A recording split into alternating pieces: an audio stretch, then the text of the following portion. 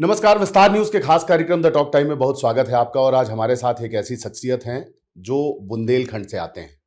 एक आम आदमी के सपने की तरह सरकारी नौकरी उनके पास थी, लेकिन उसके बावजूद एक किसान परिवार होने के नाते जनता की सेवा करने का मन में कहीं ना कहीं किसी कोने मन में एक बात थी और राजनीति में आए और आज दूसरी बार के विधायक हैं दमोह के पथरिया से और मध्य प्रदेश सरकार में राज्य मंत्री हैं स्वतंत्र प्रभार। तो बहुत स्वागत करिए, हमारे साथ लखन पटेल जी हैं। बहुत स्वागत है आपका विस्तार न्यूज़ बहुत में। बहुत धन्यवाद आपका, बहुत बहुत धन्यवाद। लखन जी, मेरा पहला सवाल तो यही रहेगा कि एक सामान्य आदमी की जो ख्वाहिश होती है वो ये होती है कि बढ़िया सरकारी नौकरी मिल गई, अब तो सेटल्ड है, बढ़िया चल रहा है, बच्चों को पढ़ाएंगे, घर परिवार अपना देखेंगे। लेकिन राजनीति में कैसे एंट्री की आपने और क्यों आए? देखिए, ऐसा है, मैं एक बहुत छोटे से गांव से आता हूं और मेरे पिताजी विशुद्ध रूप से कृषक थे।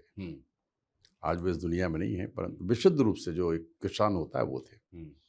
और एक किसान का हमेशा एक ही सपना होता है, उसके बच्चे बहुत अच्छे निकल जाए। हम दो भाई हैं। मेरे बड़े भाई उस समय एमएससी ज्योग्राफी से हैं वो, और उनने भी नौकरी नहीं की। ऐसे ऑनरेरी टीचर वो ज्योग्राफी पढ़ाने जाते थे, कई स्कूलों में पढ़ाते थे वो। तो मैं एमएससी करके जब आया तो उस समय एग्रीकल्चर ग्रेजुएट्स की बड़ी बूम थी। बूम मतलब इतनी नौकरियां थी, डिमांड थी, बहुत इतनी ज्यादा। डिमांड थी कि एक पोस्ट निकलती थी, 100 पोस्ट निकालते थे आप, 50 एप्लीकेशन आती थी, और 50 जो एप्लीकेशन देते थे उसमें 25 ऑलरेडी जॉब में होते थे। तो बार्गेन करते थे, इतना दोगे तो हम आएंगे, नहीं तो हम नहीं आ रहे। इस तरीके की वो सिचुएशन थी 78 टू 86 87 तक। और मैं उस दौर में, सौभाग्य से उस दौर में था। तो जॉब की कोई प्रॉब्लम नहीं थी। जॉब तो मैंने 4-5 करके छोड़े, यहाँ गया, फिर छोड़ दिया, महीने भर बाद फिर दूसरी जगह चले गए। मैं असिस्टेंट प्रोफेसर ही हुआ कॉलेज में, लेकिन कुल मिला के नौकरी में बहुत वो नहीं था। लेकिन पिताजी जरूर चाहते, तो उन्होंने कहा नहीं, आप ज्वाइन करो जाके। तो वो सच बताऊं, उनके सपना पूरा करने के लिए कि चलो एक इनने बड़े उससे पढ़ाया लिखाया तो इनकी बात मानना चाहिए, मैं नौकरी करता चला। नौकरी भी भगवान ने, ऊपर वाले की मेरे ऊपर असीम कृपा है कि उन्होंने मुझे ऐसी नौकरी दी कि जिससे मैं लोगों का कल्याण कर सकता था। मतलब स्टेट बैंक में होने के साथ साथ एग्रीकल्चर फील्ड में होने का जो सौभाग्य था कि किसान, गरीब किसान की हम मदद कैसे कर सके। तो फिर राजनीति में कैसे एंट्री हुई? बस ऐसे ही, मानी मलैया जी वहां से विधायक हुआ करते थे। हालांकि राजनीति में तो मैं 77 से भी काम कर रहा था। 2006 में भी आप सहकारी बैंक के अध्यक्ष हाँ, हुए। ये तो बाद में, बैंक के साथ साथ मैं सब इसमें अच्छा। था। मैं पार्टी के झंडा लगा के गाड़ी में बैठता था, भाषण भी देता था। और 77 में जब स्टूडेंट था तो उस समय रीवा कॉलेज में, एग्रीकल्चर कॉलेज रीवा में था उस समय में। तो जमुना प्रसाद शास्त्री जी चुनाव लड़े थे जनता पार्टी से। महाराजा मार्तंड सिंह निर्दलीय लड़ा करते थे उस समय किसी पार्टी से। तो उस समय हम लोगों ने बहुत काम किया था जनता पार्टी का। जमुना प्रसाद शास्त्री जी को बहुत सपोर्ट किया, बल्कि हमारे आसपास के सारे पोलिंग बूथों पे काम करना, गांव जाना, ये करना, वो करना, वो। तो उस समय से इंटरेस्ट था कि लोगों का अच्छा करने के लिए राजनीतिक ताकत तो चाहिए। मैं इस समय जिक्र करना चाहूँगा आदरणीय कैलाश सारंग जी का।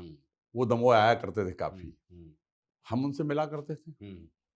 वो मुझे बेटा मानते थे। मैं उनको हमेशा पापा जी बोलता था। और मुझे उस समय ये नहीं पता था कि ये इतने पावरफुल है कि टिकट दिला सकते, कि टिकट कटा सकते। अच्छा। उन्होंने मुझसे कहा ऐसे कि तुम चुनाव लड़ लो। मैं उस समय बैंक में था। तो मैंने कहा पापा जी मुझे चुनाव नहीं लड़ना, ऐसे करके बस बात कर रहे हैं। मलैया जी बोले मुझसे कि दादा, मैं इनको हमेशा बोलता हूँ कि तुम लड़ लो चुनाव। तो ये मना करते हैं। तो मैंने कहा उनसे, मुझे याद है, मैंने उनसे कहा कि साहब जब समय आएगा तब देखेंगे। और 91 में लोकसभा के लिए बहुत कहा मुझसे, लेकिन नहीं होगा। अपन मना करते रहे, चूंकि घर का था ऐसा। तो उन्होंने कहा कि देखो, आज मैं इस स्थिति में तो आपको टिकट दे सकता हूँ, करा सकता हूँ, पार्टी से बात कर सकता हूँ, कल पता नहीं क्या होगा। तो मैंने कहा देखेंगे कल। तो बोले कल किसी ने नहीं दिया। मतलब ये मुझे आज याद इसलिए भी है कि इतना स्नेह प्रेम था उनका मेरे ऊपर। लेकिन कुछ बड़ा लिखा हुआ था, कुछ बड़ा बस यही है कि लोगों ने की कुछ आपके लिए बड़ा तय किया था, इसलिए वो वक्त आया 2013 में जब आप पहली बार विधायक बने। लोगों का आशीर्वाद, लोगों का प्रेम बना रहा, धीरे धीरे काम करते रहे। मैंने तो कभी ऐसा बहुत सोचा नहीं था।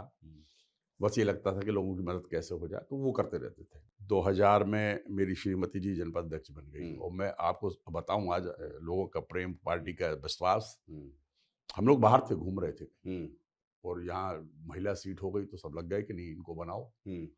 और सबने तय कर दिया। मैं जब लौट के आया तो बोले इस बार मतलब मेरी श्रीमती का उर्मिला नाम है, तो बोले उर्मिला को लड़ाना है चुनाव। अरे मैंने कहा कहाँ जनपद फंसा रहे हो, तो नहीं लड़वाना, तो लड़ाया। निर्दलीय निर्विरोध जनपद सदस्य बन गई, निर्विरोध अध्यक्ष बन गए, सब कुछ हो गया। मतलब पार्टी का समर्थन, लोगों का प्रेम, सब हो गया। तब से हम लोग लगे हुए।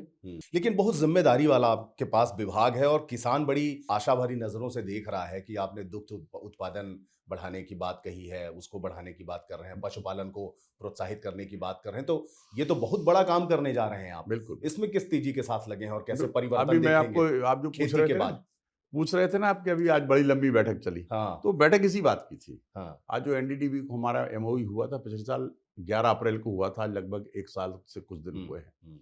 और 1 साल के बाद जो एनडीडीबी में चेंज आया और जो लोगों किसानों तक जो फायदा पहुंच रहा है वो मतलब बड़ा अच्छा है, संतोषप्रद है। और आने वाले हम 5 सालों में लक्ष्य लिया है कि 52 लाख लीटर तक हम उसको ले जाएंगे कलेक्शन को। मतलब आज की तारीख में अगर हम देखें तो लगभग 2-2.5 लाख लीटर पर डे का कलेक्शन बढ़ गया। मार्केट भी बढ़ा है, लेकिन उस रेशो में नहीं बढ़ा कि बढ़ा रहे मार्केट को, और किसानों को ज्यादा से ज्यादा पैसा पहुंचे। तो अगर हम कंपेयर करें पिछला और अभी का, तो लगभग 2,500 अधिक रुपया हमने किसानों के खाते में डाला है। 250 से 300 करोड़ रुपया किसानों के खाते में डाला है। और ये जब आप समझ लीजिए कि जब हम 50,000 52,000 लीटर पे 10,000 करोड़ से ऊपर किसानों के खाते में पैसा जाएगा। और जो रेट था पहले 8 रुपए से लेके 10 रुपए, 10.5 रुपए तक रेट हमने बढ़ाया है दूध का, और वहीं उपभोक्ता को मात्र 1.5 से 2 रुपए का फर्क पड़ा है। हमने किसान को पैसा बढ़ाने के लिए ही ये सब किया है। जब कलेक्शन बढ़ेगा, आज हम लगभग जो लक्ष्य है 20,000 आधी सोसाइटी, लगभग 20,000 गाँव तक हम पहुंचा देंगे सोसाइटी। अभी हम लगभग 72-73 सोसाइटियों पर काम कर रहे हैं। उसको बढ़ा के 17,000-18,000 ले जाएंगे। और आने वाले समय में ये लगभग आधे गांव में हम दुग्ध सोसाइटियां बना देंगे। किस बात में एक बात और जोड़ देता हूं, अभी मध्य प्रदेश का एक सर्वे आया, उस मध्य प्रदेश के सर्वे में किसानों के लिए जहां जहां पर सिंचाई का पानी पहुंच रहा है, वहां स्थिति यह है कि वहां का किसान सबसे अधिक गाड़ियां खरीद रहा है। बिल्कुल खरीद। वहां का किसान सबसे अधिक भौतिक चीजों का उपयोग कर रहा है। बिल्कुल। मतलब एकदम से बिक्री वहां बढ़ी है और सारे जो उद्योग हैं। आपको मैं एक उदाहरण दे दूं कि पहले शहरों में ही कभी एयर कंडीशन हुआ करते थे। हाँ। आज आप किसी भी गांव में चले जाओ तो आपको 5 से 10, 20 एयर कंडीशन गांव में लगे मिल जाएंगे। उसका कारण है कि इतनी उपलब्धता हो गई, परचेजिंग पावर बढ़ गया, और सुविधा बढ़ गई, और किसान भी बढ़िया लगाता हुआ कुर्ता पैजामा शर्ट पैंट पहन के घूम रहा है बढ़िया गाड़ियों से। अच्छी बात है। मतलब पंजाब और हरियाणा की तर्ज पे मध्य प्रदेश छोड़ देंगे, बिल्कुल हम पीछे छोड़ देंगे। आने अभी हमारा जब कैन-बेतवा लिंक परियोजना, हमारे मुख्यमंत्री जी का बड़ा सपना है, प्रधानमंत्री जी भूमि पूजन करने आए, लगभग 7 लाख हेक्टेयर की सिंचाई एक डैम से होगी, जिसमें बुंदेलखंड में ही 3.5-4 लाख हेक्टेयर सिंचाई होगी। हमारे दमोह में से 2 लाख हेक्टेयर की सिंचाई। आप समझ लीजिए, देखो 2 लाख हेक्टेयर बड़ी वो होती है। अब ये पूरे बुंदेलखंड में जब पानी जाएगा किसान के खेत तक, तो आप बिल्कुल मान के चलिए कि किसान की स्थिति तो बदल ही जाएगी। आपने दुग्ध उत्पादन को बढ़ावा दिया, लेकिन एनडीडीबी को ये पूरा उसके माध्यम से काम करने का, क्योंकि इसका तो कई संस्थाओं ने भी विरोध किया, सोसाइटी ने भी विरोध किया। देखिए, जो मुझे लगता है जो बात पूरी तरीके से समझ नहीं पाए वो उसको विरोध करते रहे। एनडीडीबी के आने से क्या है, एक तो एक्सपर्टाइज है उनका, और हमारी ही संस्था है, वो कोई बाहर है, हमारी पेरेंट्स, अगर हम कहें पेरेंट्स इंस्टीट्यूशन है तो भी कोई गलत बात नहीं होगी। उनका एक्सपर्टाइज है, वो इतने समय से काम कर रहे हैं। जहां किसी भी बिजनेस में अगर इनकम लीकेज हम रोक दें तो वही बिजनेस प्रॉफिटेबल हो सकता है। और जहां जहां कुछ हर्डल्स थे, जैसे हमारी ग्वालियर थोड़ा खराब स्थिति में था, हमारा जबलपुर कुछ गड़बड़ स्थिति में था, आज सब जगह से महीने में 3 बार पेमेंट हो रहा किसान को, 7 तारीख, 15 तारीख और 22 तारीख। 3 दिनों में, मतलब अगर हम कहें 1 हफ्ते के अंदर किसान को पेमेंट हो रहा तो गलत बात नहीं होगी। आज आपने दूध दिया, तुरंत कुछ ऐसे ऐप्स आ गए कि आपने दूध डाला, तुरंत आपके व्हाट्सएप पे मैसेज आ जाएगा, ऐप पे मैसेज आ जाएगा कि आपने इतने लीटर दूध दिया, इतना उसका पैसा होगा, आपको कहीं कुछ करने की जरूरत नहीं है। और सारी चीजें आजकल टेक्नोलॉजी इतनी अच्छी हो गई कि सब चीजें बाहर हैं, कोई चीज गड़बड़ नहीं कर सकती। लेकिन मिलावटी दूध जो है ये अभी भी समस्या बनी हुई है, गायों की स्थिति अभी भी चिंताजनक है, इसके लिए किस तरीके के प्रयास? आपके विभाग द्वारा? चलिए, बहुत अच्छा प्रश्न आपने उठाया है। उत्पादन तो हम बढ़ा ही रहे हैं, और हमारी जैसे डॉक्टर भीमराव अंबेडकर कामधेनु योजना है, वो हमने जो लागू की है, माननीय मुख्यमंत्री जी का बड़ा इस पे वो है फोकस। हमने 825 प्रकरण इस साल करने का प्रयास किया था, लेकिन बहुत थोड़ा लेट स्टार्ट होने के कारण पूरा टारगेट नहीं हो पाया। लेकिन आने वाले समय में, जैसे अब 825 मतलब एक यूनिट 25 भैंसे या 25 गाय की, उसकी कोई यूनिट कॉस्ट रखी है अपन ने 42 लाख रुपए। उसमें सामान्य वर्ग और ओबीसी के लिए 25% अनुदान दिया, और SC ST को 33% अनुदान है उसमें, और एक व्यक्ति 200 तक ले सकता है। ये देश की पहली सबसे बड़ी योजना है। और इससे देखिए, अगर हम पूरे हमारे 825 का टारगेट पूरा, तो लगभग 20,000 भैंस या गाय नई मध्य प्रदेश के अंदर आएगी, तो दूध तो बढ़ेगा ही बढ़ेगा। और इसके साथ साथ खुराक की भी कीमत आपने डबल कर दी। निश्चित रूप से हम 20 से 40 रुपए कर दिया। जो हम अभी गौशालाएं हम चला रहे हैं, लगभग 4.5 लाख से अधिक गौवंश उनमें है। और अभी हमारी जो आपको एक सबसे जो महत्वपूर्ण बात है, मैं सच में मुख्यमंत्री जी का धन्यवाद करना, उनकी इंस्पिरेशन से, उनके उससे मतलब सोच से हम इस योजना को मूल रूप दे पाए। स्वावलंबी गौशाला, और स्वावलंबी गौशाला को हमने इस तरीके से डिजाइन हुआ कि वर्ल्ड की पहली योजना है ये। और इंडिया में जो भी इसको समझता है, पहले तो समझ नहीं आती लोगों, जब इसके बारे में पूरा देखता है, पढ़ता है, समझता है, तो उसको लगता है यार इससे अच्छा कुछ हो ही नहीं सकता। और आपको मैं बताने में मुझे खुशी हो रही कि जिंदल ग्रुप वाले भी आ रहे, इन्वायरो वाले भी आ रहे हैं, बहुत सारी कंपनियां, बड़ी बड़ी इंडस्ट्रीज इसमें आ रहे हैं। और अभी हमारे 7 टेंडर हो चुके हैं, जिनकी हम LOI जारी कर चुके हैं, और अभी 15 से 22 टेंडर लगाए हैं हमने। 22 में से कम 15-16 टेंडर आ जाएंगे। युवा उद्यमियों के लिए ये आपकी योजना कितनी कारगर साबित होगी? देखिए, अभी आपने एक चीज देखी होगी, अभी जब वार हो रहा था, तो हमको डीजल पेट्रोल कितनी दिक्कत थी। हम उसमें CNG बनाएंगे, और आप सरकार को भी लगा कि अब इसके अलावा कोई विकल्प नहीं हो सकता, हमको सेल्फ सस्टेनेबल होने, गौशाला करने के साथ साथ हमको सेल्फ डिपेंड भी होना पड़ा। अब एनर्जी के क्षेत्र में भी आप जाएंगे? उसमें है, उसमें पॉलिसी के अंदर है कि हमने उसमें ये कहा है कि कम से कम हम 130 एकड़ जमीन आपको देंगे, वर्किंग, कोई लीज वीज नहीं दे रहे उसमें, वर्किंग के लिए हम 130 एकड़ जमीन देंगे।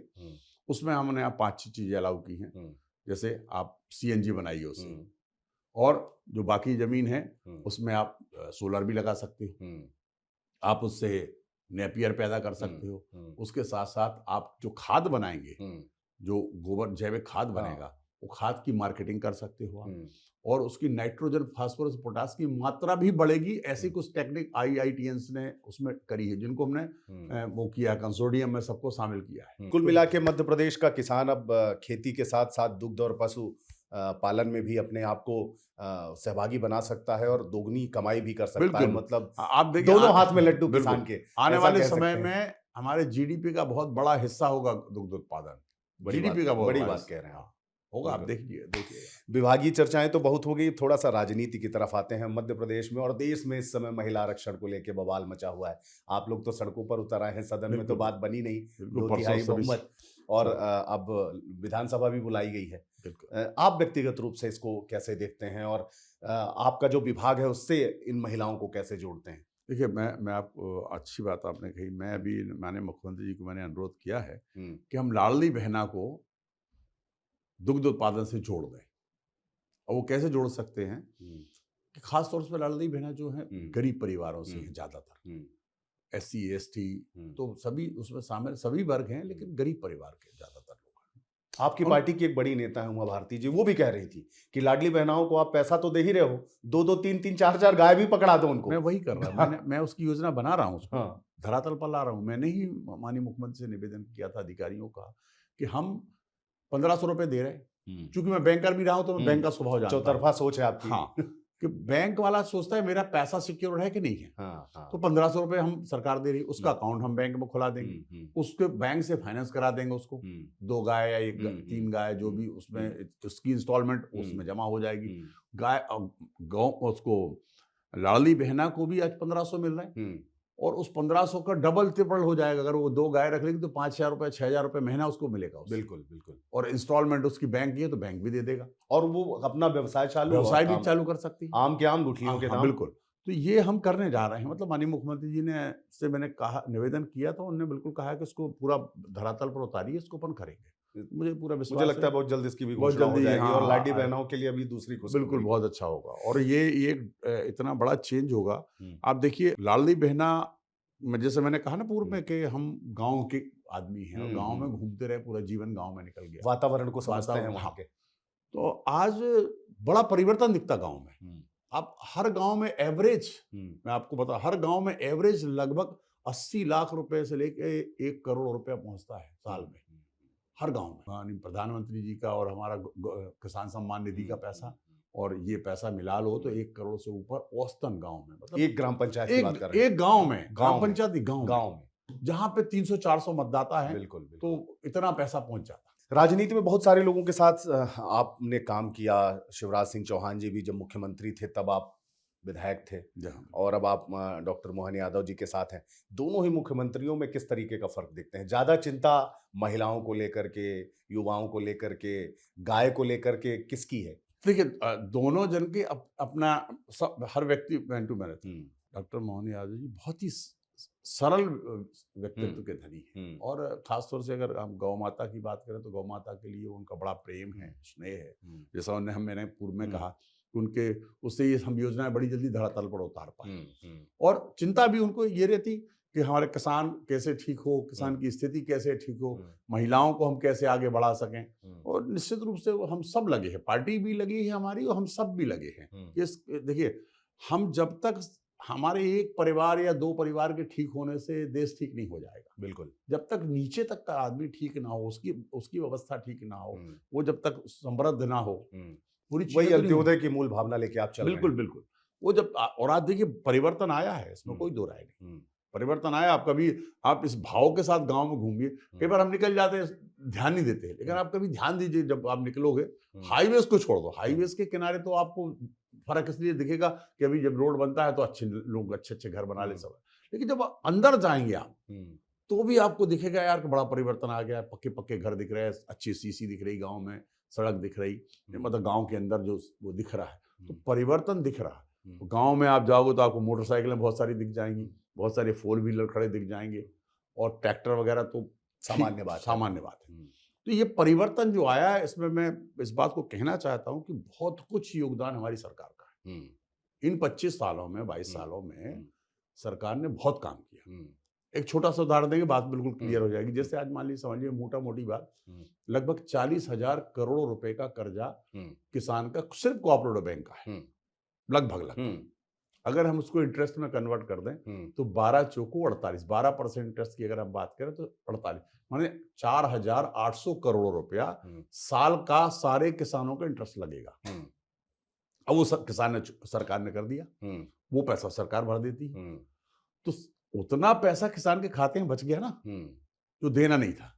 अब अगर उसको दूसरे तरीके से आप समझो कि मैं एक किसान हूं जिसने 5 लाख का लोन लिया हुआ है, तो 60,000 रुपए मेरे बच गए, 12%, 60,000 रुपए मेरे बच गए। तो 60,000 कहीं ना कहीं तो काम आया हमारे। इस प्रकार की बहुत सारी चीजें, जैसे लाडली बहना की बात कही, चाहे वो किसान सम्मान निधि हो, या दूसरी बच्चों की पढ़ाई की बात हो, या बिल्कुल ठीक बात है। आपने बेटियों की शादी का इंतजाम कर दिया, बच्चों की पढ़ाई का इंतजाम कर दिया, दूसरे स्कूल जाना है तो आपने साइकिल का इंतजाम कर दिया, ड्रेस का इंतजाम कर दिया, किताबों का इंतजाम कर दिया, स्वास्थ्य व्यवस्थाओं की उचित व्यवस्था कर दी, इलाज हो रहा है मुफ्त में, सारे इंतजाम कर दिए। बस अब यह है कि गांव का किसान उत्पादन करे और उस आमदनी का पैसा जो है वो कम से कम ठीक चीजों पे, क्योंकि किसानों में देखा जाता है कि शराब के आदी हो जाते हैं, ऐसे में कई घर और परिवार भी बर्बाद होते हैं, तो बेहतर है उससे कि दूध पिएं और चीजें। बिल्कुल निश्चित रूप से इसका नशा का विरोधी व्यक्ति हूँ जी। मैं जहाँ भी गांव में भी रहता हूँ तो मैं सबसे कहता हूँ कि आप इससे भर दूर रहिए, क्योंकि ये बर्बादी का कारण है, और बर्बादी आपकी तो होती ही है, साथ में आने वाली जनरेशन को खराब कर देता है।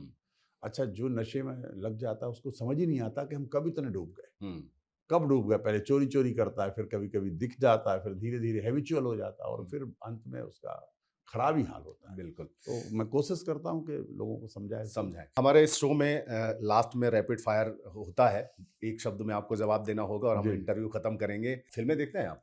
पहले काफी देखता था, अब थोड़ा कम देखता हूँ, देखता जरूर। पसंदीदा कलाकार आपका? देखिए अपने टाइम पर तो अमिताभ बच्चन हाँ। बहुत अच्छे, धर्मेंद्र जी बड़े अच्छे कलाकार हाँ। थे। हाँ, अमिताभ जी तो अभी भी आज मतलब एक कहने जैसी बात है कि हाँ। इतने 82 83 इयर्स होने के बाद भी इतने बिजी हैं, वो कभी नए स्टार नहीं होते busy। नहीं, ड्रेसिंग सेंस आपका भी बहुत अच्छा है, तो आप किसको फॉलो करते हैं, अमिताभ नहीं बच्चन या? मैं इस नहीं, सब आपका भी ड्रेसिंग सेंस अच्छा है। नहीं, मैं फॉलो किसी को नहीं इस मामले करता, तो जो सामने आता है पहन लेता हूँ। खाने में क्या पसंद है? बहुत सिंपल, मैं बिना लहसुन प्याज का भोजन करता हूँ। जो सामने आ गया वही खाता हूँ। कभी नमक कम है तो बोलता नहीं कि नमक कम है, उसको खा लेता हूँ। कभी मेरे को खाने में कभी कोई बहुत इंटरेस्ट जैसा नहीं रहता। हाँ। लेकिन जो सामने आएगा वो खा लूंगा, कभी ऐसा नहीं करता। खाली समय में क्या करते हैं? खाली ज्यादातर टीवी देखते हैं, घूमना फिरना, कभी गाने गाने सुन लेते हैं। अब किसके क्योंकि हाथ अब का? समय नहीं मिलता, पहले तो मैं शाम को रोज खेलने क्लब जाता था। अच्छा। रोज। सबसे अच्छा मित्र आपका? मित्र मेरे हैं, बहुत सारे मित्र हैं मेरे। ये एक का थोड़ा सा नाम कठिन सवाल है, नहीं, किसका नाम ले, एक का किसका? नाम लेके थोड़ा गड़बड़ हो जाएगा। मेरे बहुत अच्छे मित्र हैं और मैं समझता हूँ, मैं आपको इस माध्यम से कहना भी चाहता हूँ। हाँ। देखिए, मानव जीवन बहुत कठिन है। हाँ। मैं भी किसी का एक लेख पढ़ रहा था, देख रहा था कि कई बार लोग जीवन को, जो काम कर रहा है उसको जीवन समझ लेते हैं। फॉर एग्जाम्पल, कोई इंडस्ट्रियलिस्ट है और वो उद्योग में कमाने में इतना लग जाता है, उसको ही जीवन समझ लेता है कि यही सब जीवन है, बस कुछ नहीं है बाकी। पैसा आ रहा है, रोज देख रहे हैं, कर रहे हैं और उसी में लगा है। लेकिन वो एक्चुअल जीवन नहीं है। ये मेरा व्यक्तिगत ओपिनियन है। वो इसलिए नहीं है कि आपने मशीन की तरह काम किया, मशीन की तरह पैसे कमाए और उनका उपयोग, ना तो उपयोग करने का समय है और ना आप अपने परिवार के लिए समय है, ना घर के लिए समय बना है। तो दिया, भोग नहीं पाए। भोग नहीं पाए। और देखिए, आप इतने व्यस्त हो गए कि आप परिवार के साथ बैठ ही नहीं पा रहे। 12 बजे रात घर पहुंचे, पता लगा पत्नी बच्चे आपसे बात करने को खड़े हैं, आपके पास समय नहीं है क्योंकि आप इतने थके हुए हो कि जाके सो जाओगे। सुबह उठते हो तो फिर भीड़ में खड़े हो, तो उनके पास कब समय है? चाहे वो उद्योगपति हो, चाहे राजनीतिक व्यक्ति हो या कोई बड़ा अधिकारी हो। मैं समझता हूं कि कितना भी हो, थोड़ा समय आपको दिन में अपने परिवार के लिए, अपने मित्रों के लिए निकालना चाहिए और उनके साथ समय बिताने ही मैं समझता हूं कि सब कुछ जीवन में। ठीक कह रहे हैं आप, सही बात कह रहे हैं। और पैसा तो लोगों को, सबको आवश्यकता है, इसमें कोई दो राय नहीं, लेकिन देयर इज ए लिमिट। आपकी उपयोगिता कितनी है? वही 2 रोटी, वही रोटी खाना कपड़ा तो और उतना मकान, ही है। वही 10 बाई 10 या 10 बाई 15 के इसका कमरे में मतलब ये नहीं कि संत हो जाओ। हाँ। इसका मतलब ये नहीं है। आप करिए, लेकिन इसके साथ साथ आप बाकी चीजों का भी ध्यान रखिए।